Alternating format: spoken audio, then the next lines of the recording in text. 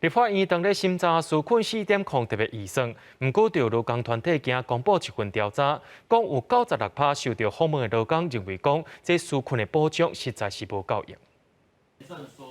劳工纾困补助当咧进行，但是公投团体对全职劳工派遣工等等做调查，发现有9%6个民众认为纾困补助保障无够，将近9%3雇主违法减班减薪水。调查嘛发现有劳工因为雇主无申请纾困，领无补助。这个在我们的调查里面，这次是有74.4%的雇主。好，他的营收已经受到冲击了，但是他并没有去申请纾困补助，他是绑定事业单位的情况之下，那其实劳工就是看得到吃不到。公投团体表示，调查当中有听到的案例是旅馆业者从房间制造营收损失，要求员工分流上班，但私底下却甲员工来减班、减薪水、申请纾困补贴，根本无法予员工。嘛有听到伫小店头上班的雇主连申请拢嫌麻烦，直接是员工头路顶顶。因讲劳工实际的状况，并唔是像政府想的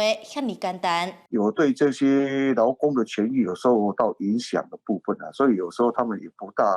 大会去申请，不大敢去申请，因为怕主管机关来查的时候会发现一些问题嘛，所以他们嫌这些可能就比较麻烦。与其这样子的话，不如找一个比较软的去处理，就是说处理劳工